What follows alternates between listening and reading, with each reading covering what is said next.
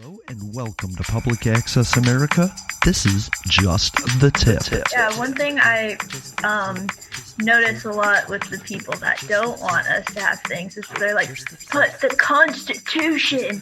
And I feel like they happen to forget in the Constitution, I'm pretty sure, I may be wrong, for like the amendments at least, the 14th Amendment is all people in America and born in America are citizens and they shall not have their rights taken away without due process of law.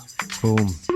If they want to be so, but the Constitution, then follow the Constitution. That's right. Yeah. Turns out people have a voice and they use them when given the chance. We're going to continue Sunday's show right now. Thank you for being here. Don't forget to subscribe, follow, and love. Just the tip, just the tip, just the tip. Thank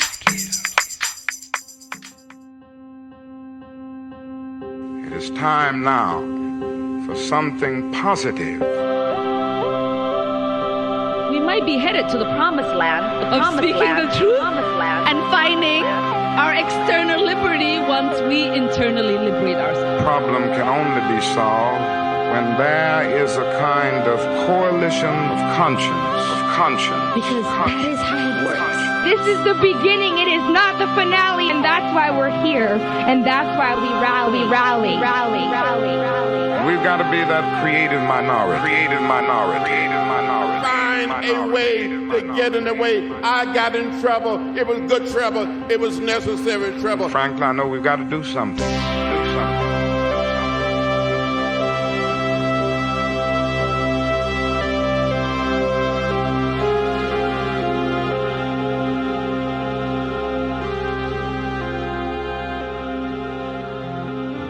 And we're back.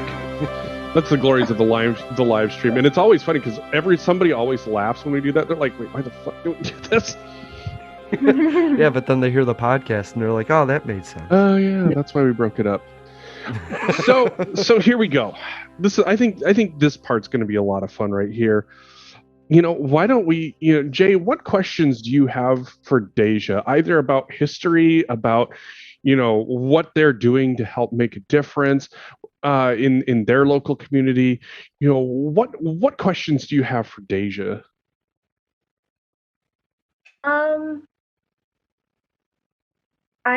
not sure, honestly. I have one.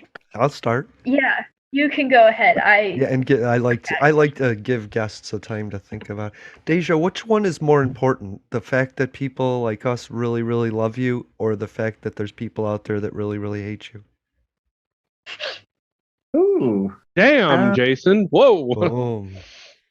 Well, she said she's an optimist, so I want to hear. So I don't think either is more important than the other because, you can't have people that really, really love you without there being people that really, really hate you. And unfortunately, that's just a factor in this world. And the people, and both to me means the same thing. The people that really, really love me because of the work that I'm doing. And the people that really, really hate me because of the work that I'm doing.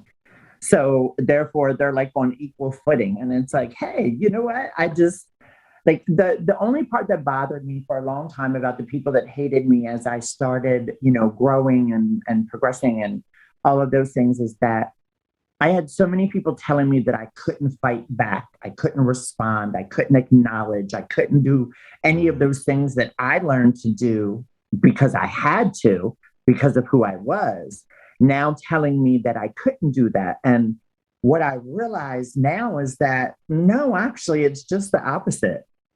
Like, no, I'm going to respond back to you, Mark Siegels of the world. No, I'm going to respond back to you, you bigots. No, I'm going to respond back to you when you lie on me or you accuse me of something that isn't true. Yes, I'm going to respond back to you. And no, it's not always going to be in the most polite, well-spoken manner, because that's not, I'm sorry, I didn't have the privilege of living in that world my entire life. And there's a woman, all right, I guess I shouldn't give her name on here. I want to so bad. She's a rich, middle-aged, miserable white lady that lives here in Center City, a lot of access to privilege. She ran for this seat before, and she was going around telling people in the district not to vote for me because of my temperament. And it was like, yeah, well, you know, Marissa, it's really nice that you have an issue with my temperament. You have an issue with my temperament because you're not used to people speaking their mind and being authentic and responding back to bullshit. You are used to everybody tap dancing around everything and pretending like, you know, things don't affect other people. No, they don't affect you because you have a lot of wealth and privilege. And so you don't get to tell somebody like me how I am supposed to respond to something. And if you think that you can, then you are actually the problem. You are not only still living in a very misogynistic bubble, even as a woman, but you're living in a bit of a self-loathing place. You're also, I believe, living in a very transphobic space because you're kind of like, well, she's not qualified. Why am I not qualified? What makes you qualified, Marissa? The fact that you were raised with money and access to a lot of things that I didn't have access to? Ooh, she said the name. Is that what makes you more qualified? Like, so when you say things like that, it like, oh, okay, I see what you're really saying there. But they stay just at that little line. So for me, it's equal. The people that hate me because of what I do, and the people that love me because of what I do. As long as you remember to give the people you love that much passion too. Yeah. A quote that I may be getting wrong, but it kind of reminded me of, like, this conversation kind of reminded me of this, like, the axe swings, but the tree remembers. Like, yes, you may not know when you're, like, hurt, like, you may be asking something that you think is a simple question, but the person that you're asking to may have gone through that multiple times, and they keep remembering. So yes, they may have like an outburst all of a sudden, but that's because they've had to deal with it constantly. You just don't know it. And I feel like people don't think about that a lot. It's like, I get I've that had all to the deal time. with a lot. Yeah. I feel like. What's it like to be blind? Fuck you. Close your eyes, dude. I feel like that people don't they don't make enough effort to try and live outside of their own experience. Right. Like, let me look at you and imagine just for a minute what it would be like to not be able to see. You know, let me look at you for just a minute and imagine what it would be like to walk down the street afraid of the police because you know they might racially profile you. That's right. Let me look at you and imagine just for a minute that I couldn't go into a dressing room in a store because people might perceive me to be different than how I identify. And so people are not willing to put themselves, you know, walk a mile in my shoes. They can't guess what that perspective is, though. Like, they're not even making an effort. But when somebody looks at you, they have no frame of reference, so they use, until you fill in the picture, they use their memories and their knowledge, which is not of anything like you. And so the picture doesn't line up, and they're confused about it because they can't have Jae's experience till they've talked to Jae. But once you talk to Jae, you want to advocate for her perspective, and you can do that. You can put all of these perspectives on at the same time and see the world rationally. But you got to meet these people first. Yeah, absolutely. Yeah. And for me, like, I want to hear the other perspective. I want to hear the younger generation like Jae. I want to like the fact that Jae is quoting books and talking about what they want to do with their life and that they want to continue their artwork is a beautiful, amazing thing to me because it means, okay, we've made some change. We're getting somewhere because now here's somebody like Jae. But then you also have to be able to listen to Jae so that Jae can also tell me what isn't being done that needs to be done and what their perspective is so that I'm not just seeing it through my lens. And people just are not willing to do that anymore. Right. Yeah. Well, yeah, and that's why it's nice giving you my perspective because your perspective is so unique and mine is so bland in majority that I'd much rather that you go with your perspective than mine. I don't want to change your mind on any issues. Yeah, Can I no. ask Jay? Can I ask Jay a question? Do it. Yeah. What is give me a couple books that I'll enjoy reading that'll make me feel good. Oh, I want to be educated. well, I don't know necessarily what your taste in books is. Audio. Audiobooks? Okay. Then that helps a lot. I don't really listen to audiobooks, really, because I Sorry. have to have it with reading. But if there are some audiobooks, I honestly mostly read manga, Okay. but I really liked this book called Symptoms of Being Human. It's sad, kind of. But I read it in like 3 days, and I don't read books that quickly. Cool. Like it takes me a while to read books because I struggle with reading. Mm. But I read this in like less than 3 days, and honestly, it probably only took a couple of hours because I read it at night and then fell asleep. But it's about this person trying to figure out their experience with their gender identity and trying to figure out about themselves with a bunch of discrimination and like people trying to ask like, oh, but just like what's in your pants, which is a lot of like that's a huge issue with it. Uh-huh. But it's a good book about like non-binary people. Okay. And there is a moment that I would put probably a trigger warning for, like just essay. So it is a good book, but it's also sad. And I'm just, for a happier book, I trying to think. That's cool. I think you should read Queer There and Everywhere because it talks a lot about historical figures in their lives, and it's really nice. And then I'm gonna recommend a manga too. Cool. I think you should read Spy X Family. Wow, somebody just recommended that last night on a show that's going to be Oh. next month on another podcast. Oh, that's so cool. Well, I think you should read Spy X Family. I'm currently watching it, but it's so cute. It is so cute. That I love it so much, and that's one of the happier ones. So, Cool. I would recommend that one. All right. Anybody else have any questions? Let's see.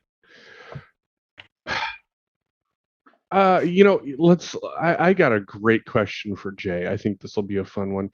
Jay, how has LGBTQ representation come out for you, especially being an Instagram artist?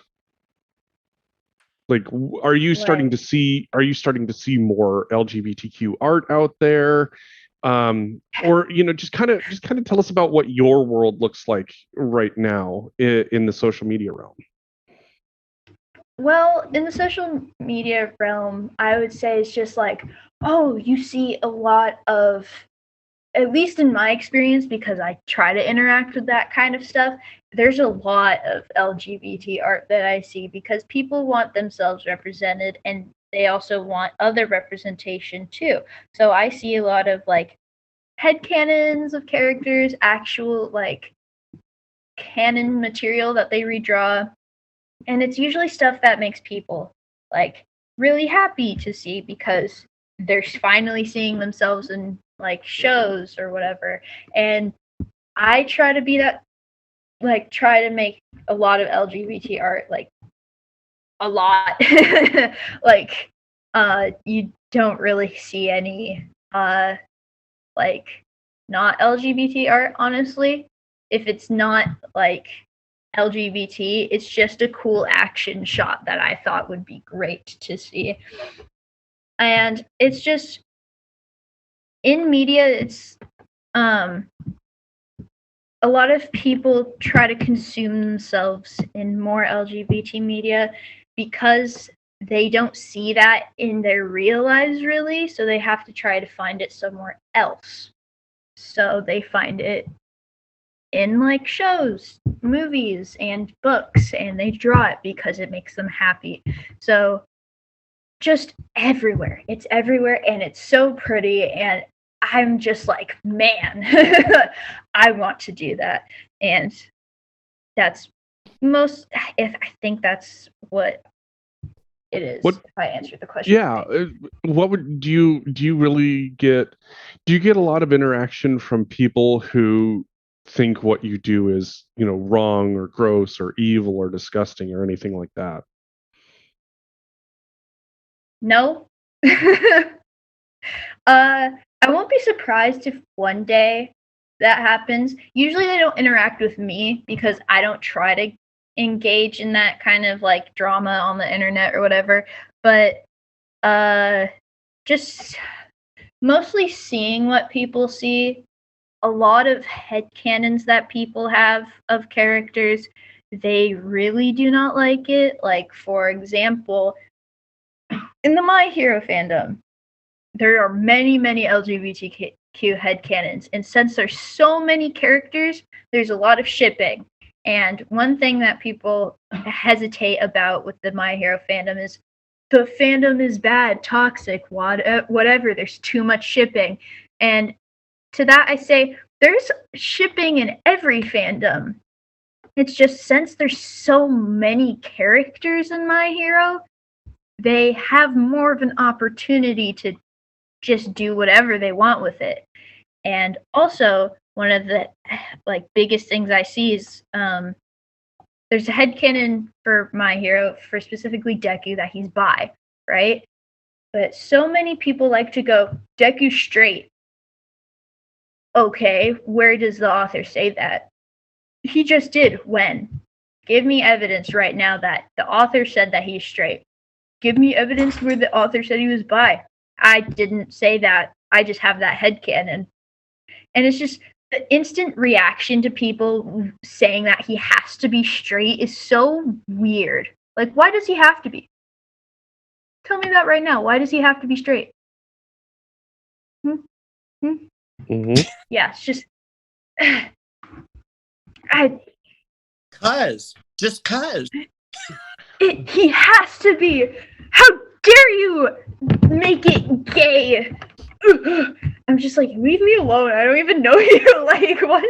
Now, and do you see like where other people? So you're kind of touching on that a little bit, but like for other artists, do you ever see comments like, outright hate comments show up on other artists' feeds, over headcanons and things like that? Yeah. Actually, a recent one, there's this artist that I follow called Zoe P Illustration, and they draw a lot of My Hero art and shipping stuff. And they posted one for a ship called Kiribaku, which is the ship between Kirishima and Bakugo in My Hero. And a lot of people decide to go on that post and be like, but they're both straight. They can't be gay. How dare you make them gay? That's disgusting. I'm like, why are people so just like...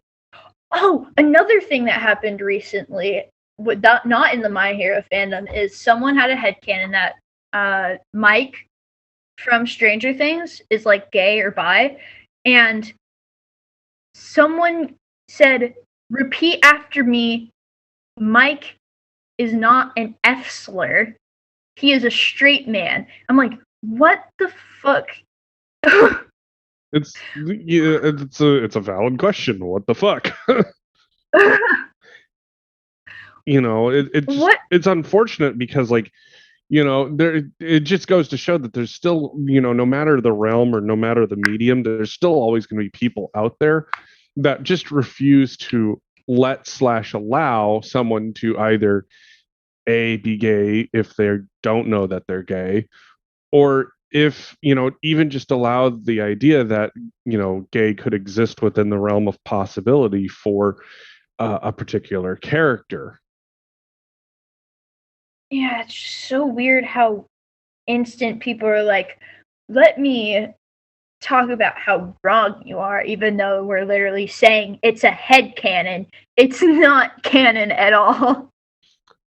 Like, we want that representation, so we kind of project it onto our characters because we don't see that. So we're like, oh, Mm-hmm. blah, blah, blah, blah, blah. Because, yes, we do see a lot more now, but it's not as much as it could be. It's not as much as it could be. It's not as in depth as it could be. It's not portrayed as well as it could be. It's not in as many popular TV shows as it could be. Yeah, just think about it like this. We shouldn't really have to be freaking out about the idea that there's a gay character in the show. Mm-hmm. Like, it should just be normal. So what you're saying is that, for your generation, thanks to the technology that you have, you're able to create more of the representation that you'd like to see. Exactly. Cool. Like, also the freaking out part that I was saying. Yes, be excited. That's not what I'm saying, but we should not be like, oh my god, there's a gay character. We should not be like, it shouldn't be like that. It should be normalized. We're like, awesome, gay character. I Cool. think it's pretty cool that somebody created a character that was so much of a vessel that it could be anything to so many people. That's the art of it. Like, you can see what you want to see in the character, or you don't have to. And none of us are the same. There's 7 billion of us that would see the character slightly different if it's done right. Yeah, exactly. That's what's cool. But it also slides past any identity, doesn't it?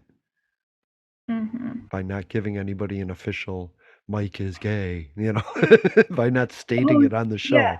It lets It's just, yeah, with that Mike is gay thing, it's just, with that, if he doesn't turn out to be, like, gay or bi or whatever, I won't call that queer baiting. But if Will doesn't turn out to be gay or bi, I will just... That is the most intense queer baiting you could ever do, especially setting him up to be, like, gay from the beginning. It's just, yeah, no. There's a lot also with queer baiting, but... Wow. Now, Deja, for you, what did queer representation in art look like for you coming up? What in a way, like, the kids these days, they have their own underground medium through digital channels. What did that look like for you? Oh, there wasn't any open representation, but I grew up in the generation of, I guess you'd call the genre of music rock and roll. So Motley Crue, Twisted Sister, with them, where they all had long hair, they all wore makeup, they all wore high heel boots, but yet they were all straight as an arrow and homophobic and transphobic and were they other things. And it's like, you're painted like you're ready to go do drag queen story time. But it's funny because it's just popped up. I was listening to 98.1 in my car the other day. My boss and I were in the car, and Twisted Sister came on, and he was like, "Oh my God, I remember this song." I was like, "Yeah, me too." I said I was so disappointed to find out that the guy that I always thought performed in drag was so homophobic. Oh, D. Snyder, right? Yeah. That's sad. Yeah, there wasn't really any representation back then. It wasn't in any form. I never understood how anybody possibly thought Prince was straight.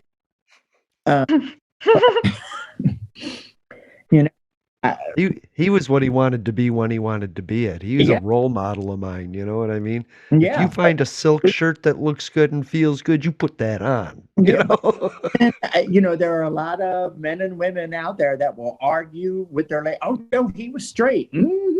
He sure was. Head cannon. Yeah. Yeah, I had the straight head cannon. Oh, yeah. Oh, Did I use that also, right? That's the first time I ever used the word. Did I use it right? I just with also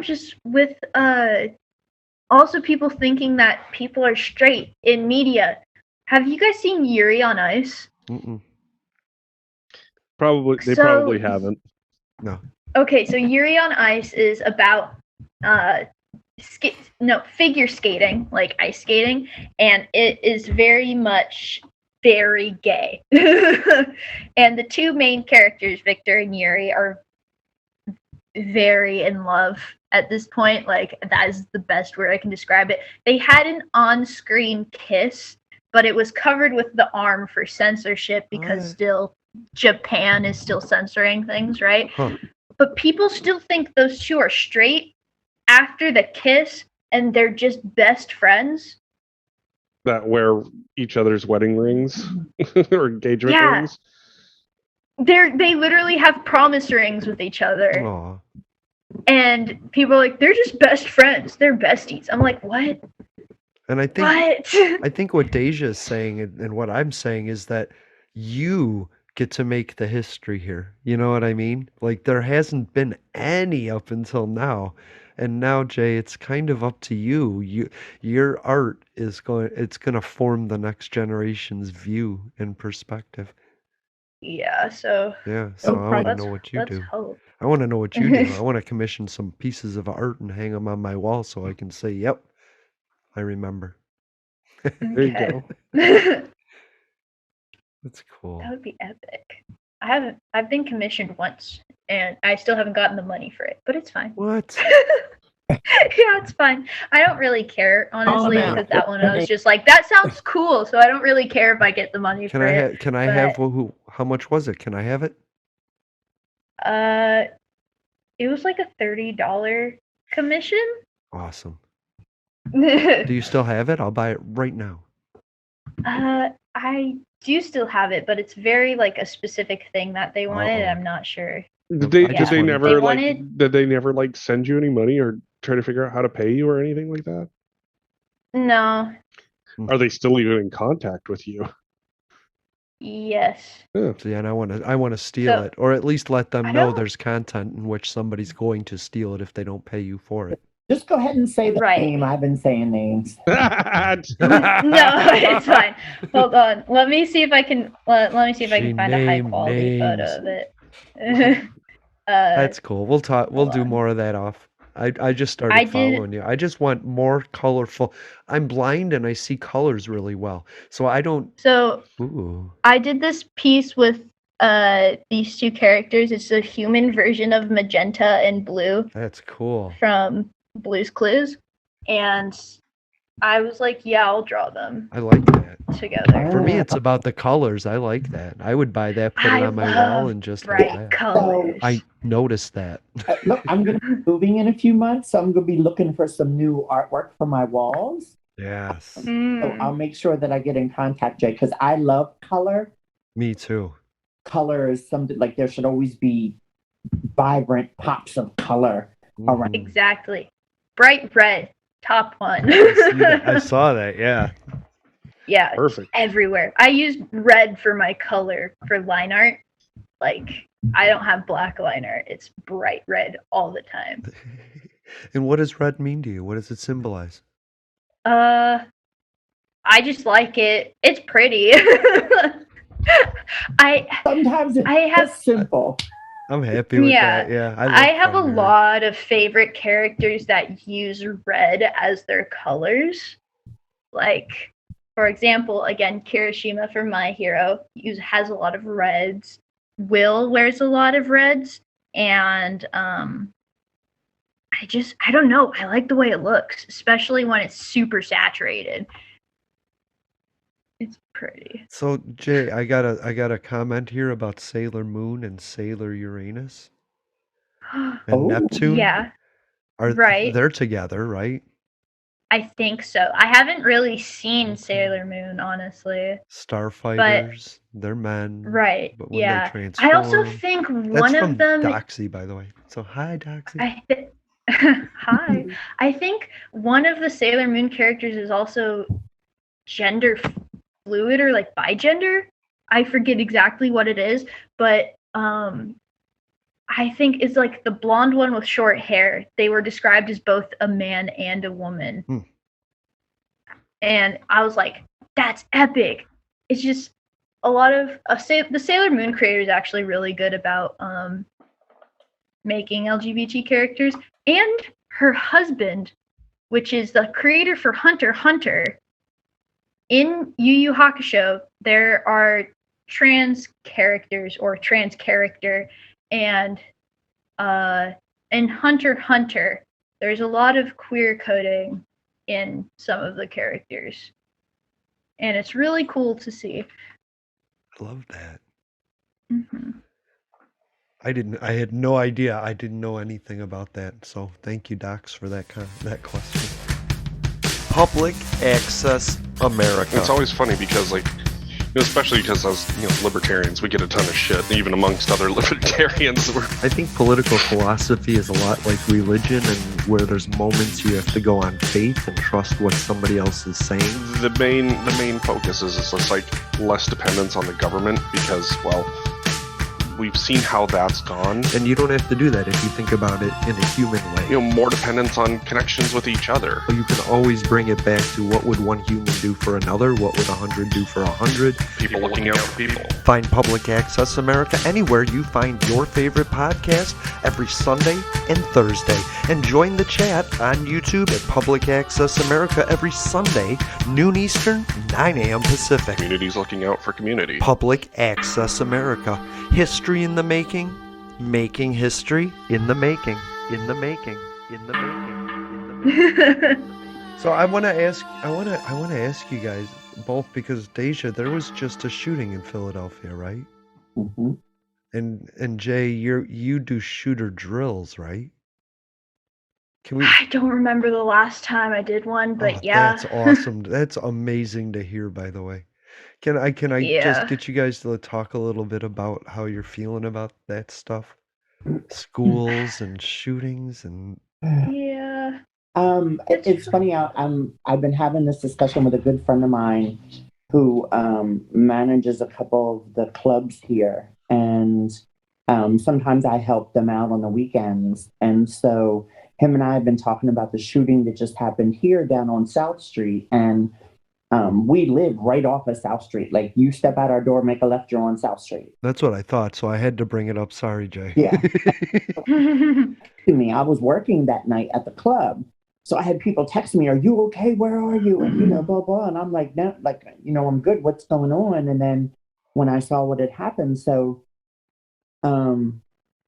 Friday, Martin, who's a very good friend of mine who runs the clubs, says, Deja, he always comes to me with these kinds of questions, because he's one of the people that, great guy, great member of the community, he's super smart, a lot of good ideas, but he's afraid to ask questions or speak up because he's afraid he's going to get attacked by the angry mob.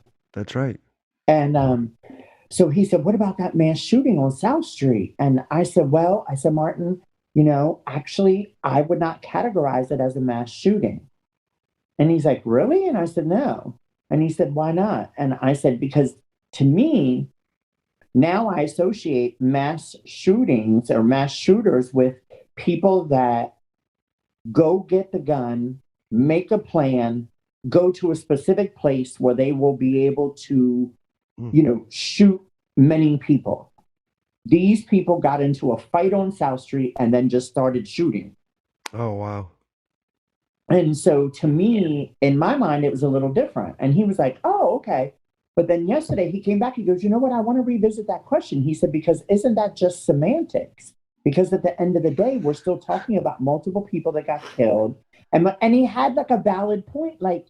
He has a different point of view than I do. And it made me see it a little bit differently. While I still believe that there should be a separate definition of mass shootings, but he also got me to see it from, what probably the same way that a lot of other people see it, who aren't as involved in the work with the police and politics and, all of that kind of stuff. And so we had the discussion again last night about it, and it's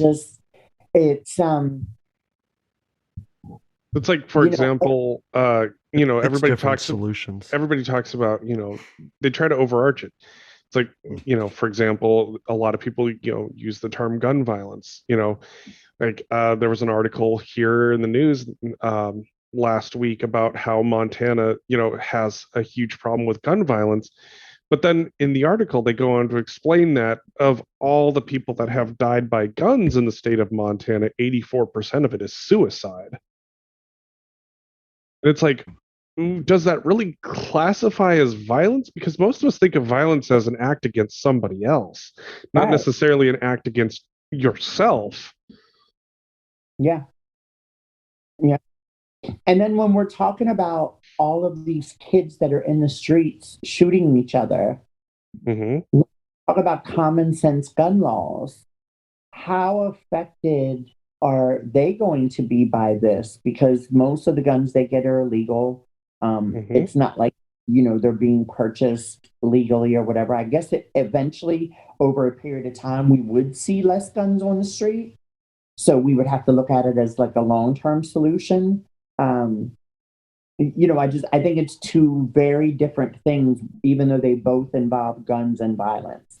These people that go on a mission to shoot up a specific place and to probably kill a lot of people versus people that are fighting with each other. And so now I've got to go get you. And so I show up wherever you're at and I just start firing at the crowd that you're in. Although they are two very different acts, they both still involve gun violence. So, maybe Martin has a point for the general population, not separating it.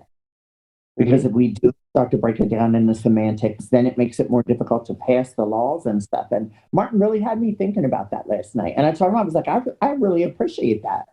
Well, that's where, even still, it's like, there was a huge study about gun buyback programs that came out here about a month ago. And what it showed is that it actually didn't help at all in terms of reducing violence, because all that happened was that people who were legal firearm owners gave up their guns, but people who were illegal firearm owners didn't. Why? Because if you're not supposed to have a gun and you show up to turn it in, you're getting arrested. Well, that's one of the tough parts is that a lot of the laws, you have a real difficult prospect here, because the laws only affect the people who actually follow them, not the people who haven't been following them from the get-go. And that's something that even I struggle with is that I understand a lot of the laws that people want to pass, but those laws haven't done anything except continue to restrict people that are legal owners. There are some definite common sense things that absolutely make sense. I used to teach firearms safety and shooting. And for me, as one of the most dangerous things about being a gun owner is, when you have somebody who has zero knowledge, zero training, zero anything when it comes to guns, and then you put a gun in their hands and they don't know what the hell they're doing. There's a lot of individual shootings because somebody who doesn't know what they're doing with a firearm accidentally shoots somebody. Yeah, like a kid shooting their sibling. Or their parent. That just happened here not that long ago, too. Yeah. Yeah, but it's scary being at school and on the bathrooms it says, oh, if you're in the bathroom and there's a shooting, lock the door and hide. That should not be on the bathrooms. We shouldn't have to do school drills or shooting drills for that. It's just... I don't disagree. I absolutely agree with that. And, it's, again, we've politicized it. Now it's okay for our youth to walk into the bathroom in their school and see signs like that, but yet our politicians are not showing our youth that they actually care by trying to address the violence that's happening, the mass shootings that's happening, the gun violence all together. And so I feel like that sends such a subconscious message to many of you that, you know, the gun lobby, you know, industry is more valuable than our youth and their lives. Well, I mean, unfortunately, we know it's true because the gun lobby industry is, you know, donating hundreds of millions of dollars a year to political campaigns. It is more valuable. Not to schools. Exactly. Sorry. Exactly. That's the difference. You know, it's the, you know, kids are our future, but you know what money is now, so fuck it. Yeah.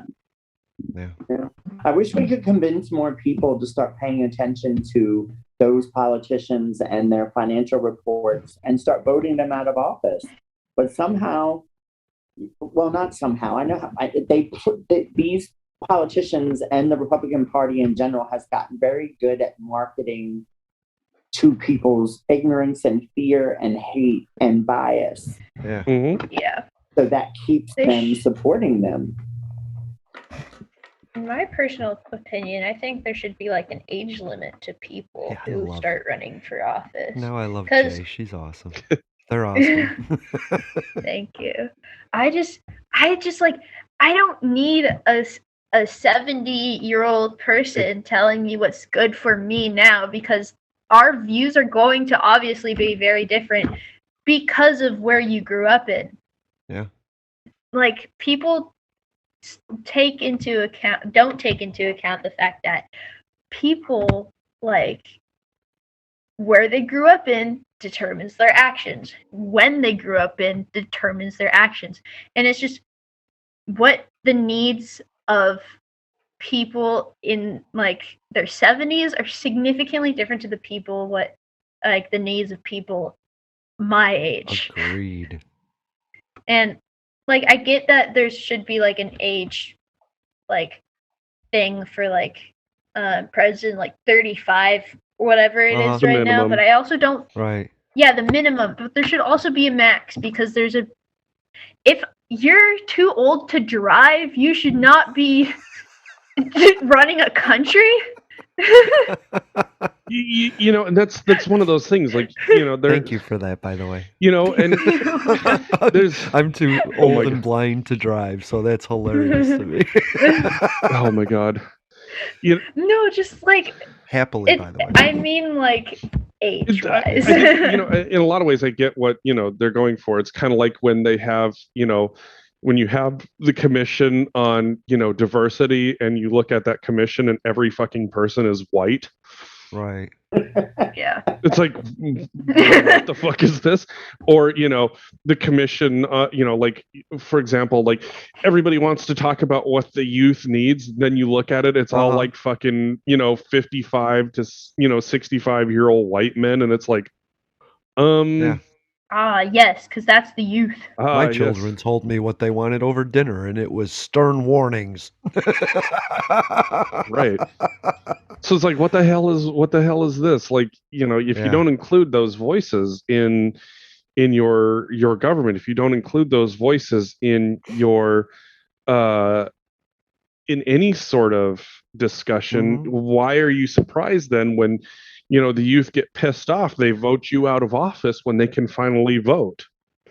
Right.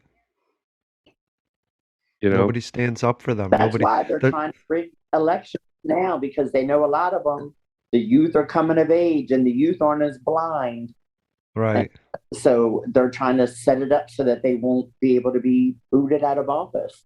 Yep. It's one of those things, like, they sit down and they go, oh, well, you know, I even heard someone pitch the idea of raising the age that you can vote to 21. And I'm like, no, that's bullshit. No. We talked about lowering it to 16 or 18, you know? If at 18 I'm allowed to give myself to the army to be able to fight, I should be able to vote. And I want to raise the limit to get into the army to 21, because I'm tired of that argument. That's fair. Because I want it to be, well, if I can get into the army, I can have this gun. Well, then, you can't get into the army until you're 21 at least. I want to eliminate being able to try youth as adults. Yes, Absolutely. definitely. And That's I'd like to try their parents civilly for the criminal actions. yeah, there's a whole lot of, youth doing things. Yeah. But when you look at it's like, what are the parents doing? The parents aren't pulling their weight on that either. It's like, what the fuck is happening? Why are But the parents not involved in this? When a child, does something in the moment, responds, reacts, whatever it is in that moment, there's, the science is there. It proves that, the front lobe of the brain is not fully developed, where, that deals with consequences and all of that stuff. So how are we trying a 14-year-old as an adult and then sentencing them to life in prison?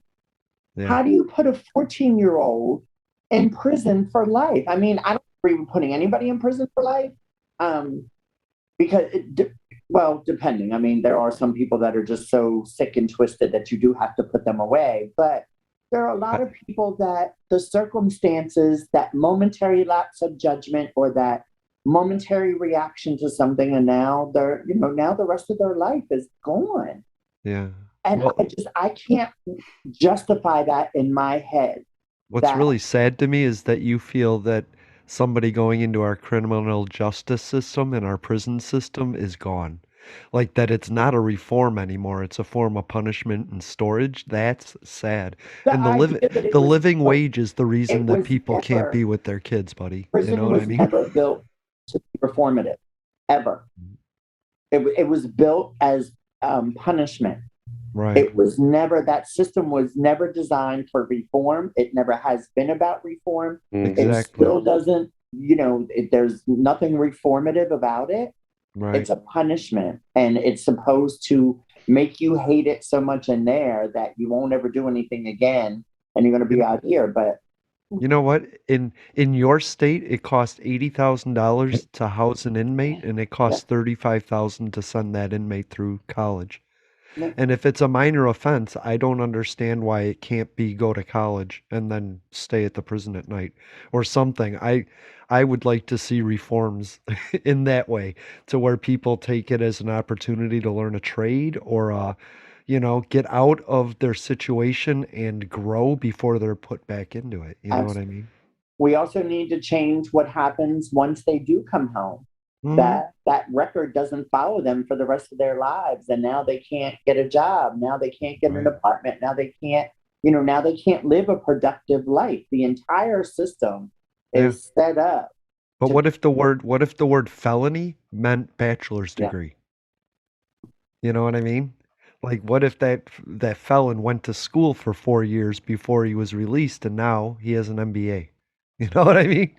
That we have to reevaluate when they're coming out, like what we plan on doing with them while they're there. You could learn to be a culinary chef if it was set up properly, and it's not violent offenders. You know what I mean? We could give people a new life and a new direction by just incorporating college instead of prison.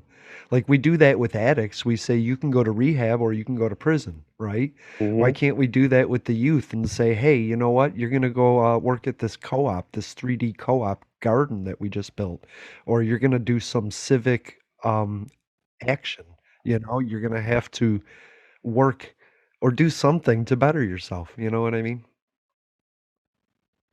I don't like the prison system at all. Well, it's stuff like that is where it's like, we care about the youth. Do you really? Right. That's the thing is like, you give it fun little names like, oh, the Department of Corrections. Okay, well, now that a person has paid their debt to society, hey, can I go have a job? Well, no, we don't want you. Right. Okay, well, what about if I do this thing? Nope. What about this thing? Nope. What about this thing? Nope.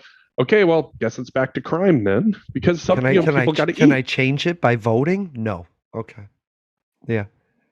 So, like, until you help, until you figure out like how, like if you don't figure out how to actually get people to rehabilitate, or actually help them learn how to be a productive member, the quote unquote productive member of society, nobody can be surprised when a bunch of people that end up in the system, especially as younger than Jay is, it shouldn't be any surprise that they end up follow that path. Yeah, they never have the chance to learn or see or change and do any differently. That that a kid as young as Jay could go from being in high school to never seeing the outside of a prison for the rest of their life. It's wild. Right. But also knowing that what's one of the first things that pops in your head about a young man who's going to prison? What's one of the first things that pops in each one of you quickly answer? Lost potential.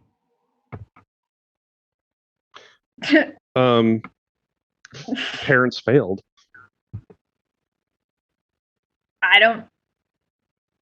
The first thing I thought of was a white person. I mean, that's the crazy thing is that's not necessarily wrong. It's just also not necessarily right either. But like, if I actually thought of it, I would probably be like, mostly just like person looking genuinely upset because of probably just a mistake that they made. I don't know what they actually did in this situation, but like, usually it's mistakes that kids could learn from. Yeah. Or if they actually had somebody who could teach them, or somebody who could step in before them. What was your answer, Deja? The first thing I think of is sexual assault. Is that now this person, that's the first thing they have to be concerned about. And as something that did go to jail but was lucky enough to not have to stay there, had I stayed there, I already knew that's what was going to happen. That was the first thing that people made very clear, including the guards. Wow. Yeah, like the correctional officers, they took me to the laundry room, which had a big window to the open pod, the main room where everybody gathered, and that's where they stripped me at, so that everybody in the pod could come and watch. Wow. And so I knew that's what was going to happen. Luckily, I didn't end up having to stay there, but had I stayed there, that was without a doubt what was going to happen. So that's what I think, like, these people that are going into jail, we're talking about reform, but these people, they're not even given safety. Right. Oh, how do you?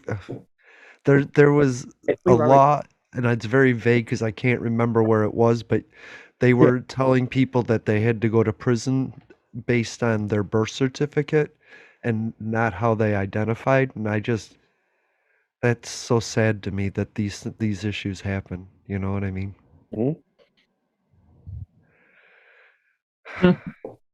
Okay. It is lost potential, though, isn't it? Oh, it's absolutely, it's lost. And it's the living wage thing. The parents can't be there if they have to work 3 jobs to make what they could have made at 1 job. It's a big problem. And so I work 3 jobs now. Right? Do you have time for a couple kids? No. Well, here they are. Raise them. It's tough, I'm not shitting on parents. It's a tough thing to do when society says, inflation is at a 40-year high, up 8 to 8.5%. That's tough when gas is $12 and now suddenly you have to take on another job just to get to your job, Yeah. I saw someone talk about like the house in The Simpsons that Homer has. He's able to keep that pretty big house with the job that he has. I forget exactly what it is, but now that, like, what it is now, it would be unrealistic for him with the job that he has to be able to even own that house. Right. Like, it's extremely unrealistic. Without credit. It's just, I don't. Yeah. They see the issue in the country and they're not trying to fix it. They're just like, you guys Right. have a problem, and The I gas see you. companies, the 5 largest gas companies, just had to report their quarterly profits. Uh-huh. They every single one of them broke records with their profits. So you want to tell me again how this is just about the war in Ukraine and all of that? Same thing with a lot of these other businesses, like groceries are at an all-time high, products are at an all-time high. We're blaming it on the supply chain. We're blaming it on everything.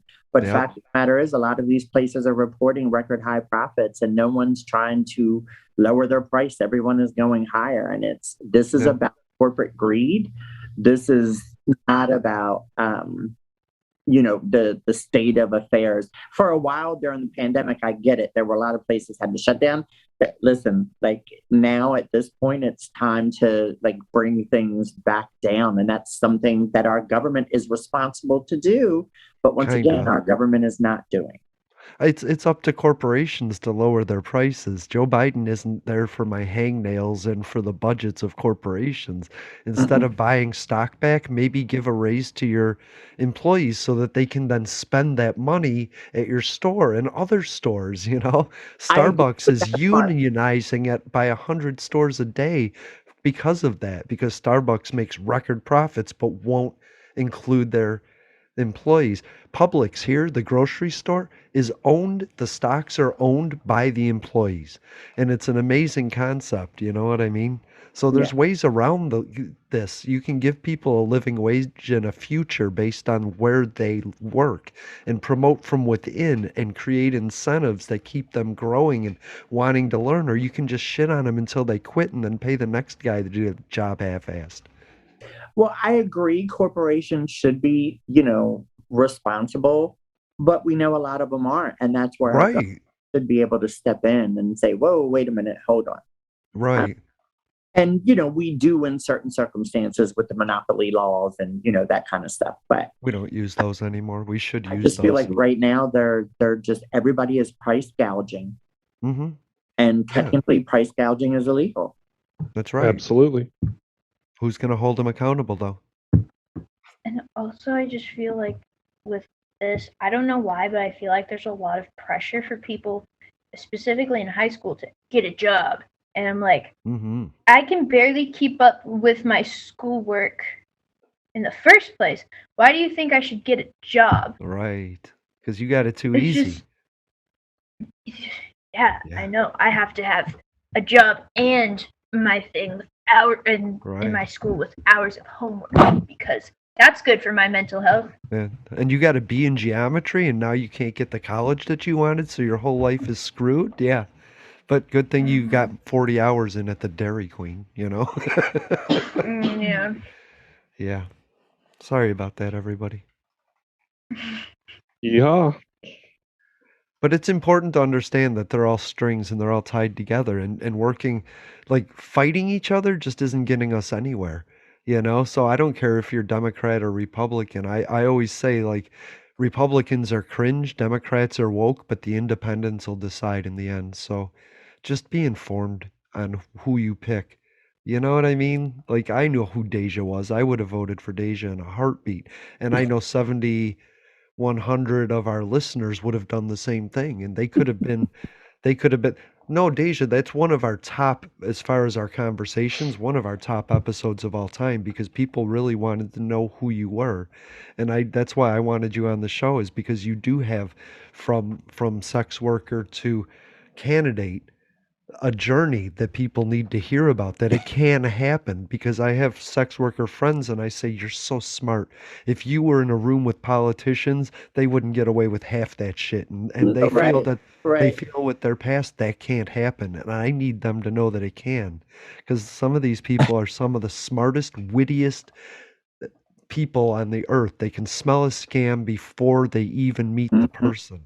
And these are people we need in politics, in representation. So I really appreciate your background. You know what I mean? Thank you. I appreciate that. It's funny. I've been approached about writing a book, and I said, maybe after my second term in the White House. And I said, I already have a title picked out. And they were like, "Oh, really? What is it?" I said, "From the whorehouse to the state house."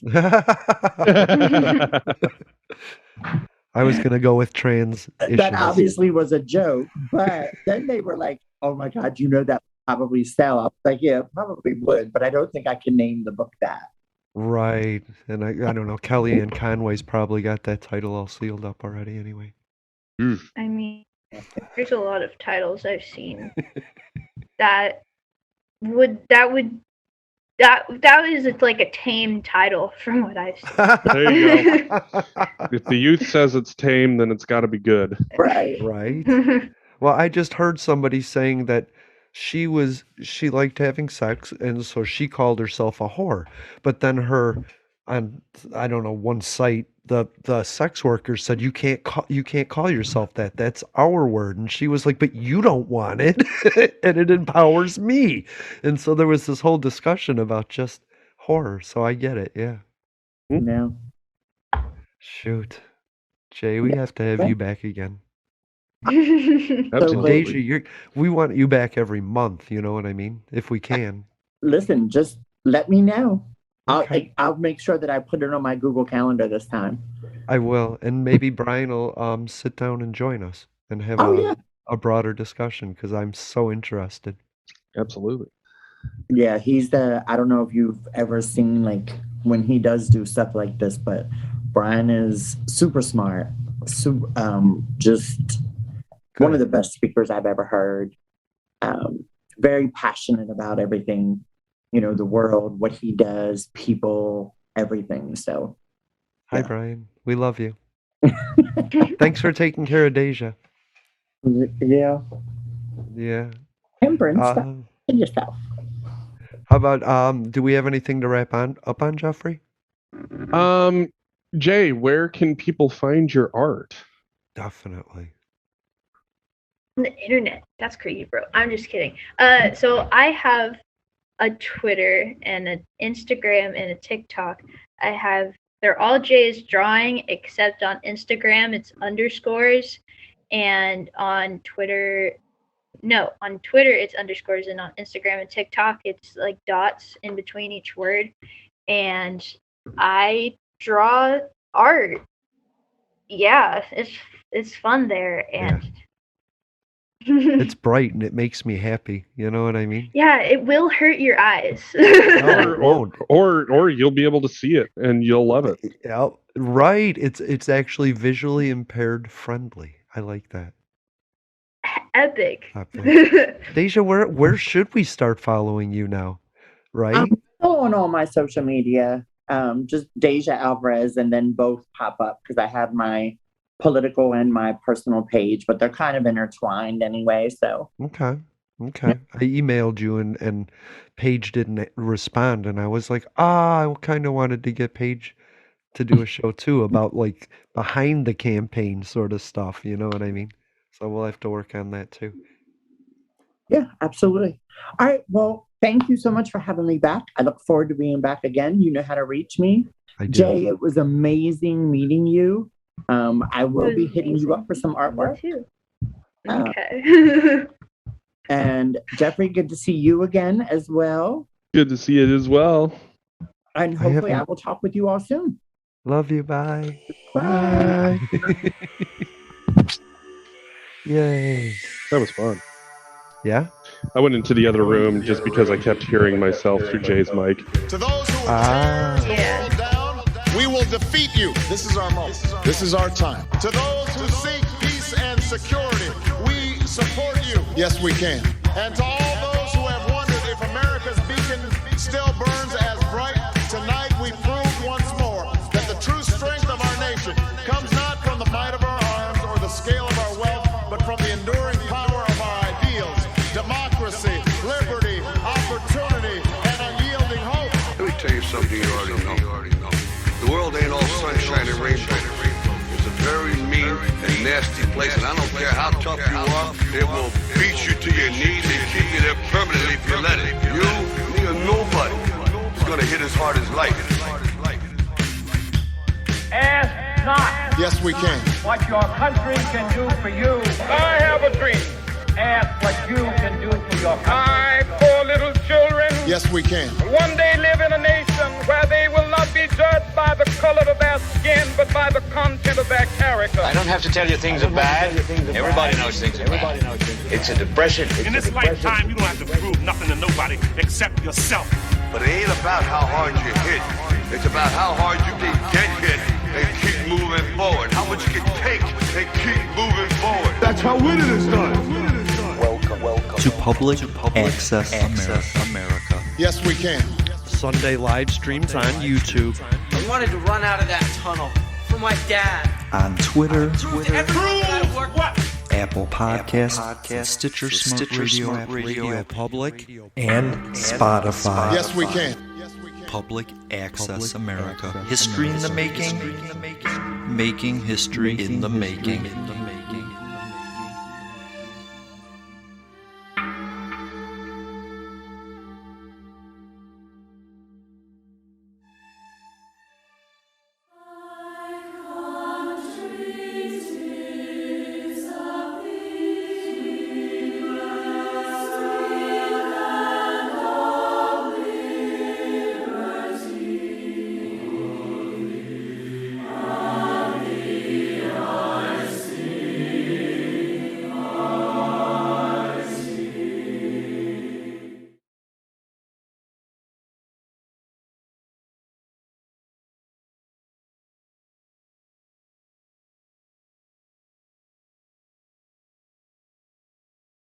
In today's complex, fast-paced world, you need a partner who can help secure your digital transformation so you can drive your business forward fearlessly. Enter Entrust. With Entrust, you can enable trusted experiences like mobile identities, multi-cloud, digital payments, hybrid work, and beyond. They have a wide portfolio of the solutions you need to help secure your digital transformation and accelerate your organization's growth. Entrust, securing a world in motion. Learn more at entrust.com/podcast. Today's executive leaders face unprecedented operational challenges thanks to ever-evolving technologies and work environments that are redefining flexibility. The MIT Sloan Management Review is a research-driven publication that offers practical solutions for transforming those challenges into opportunities for a more successful organization. Become an MIT SMR subscriber and get unlimited access to the insights you need to be an innovative leader. Go to mitsmr.com/lead to learn more and save 50% off a subscription.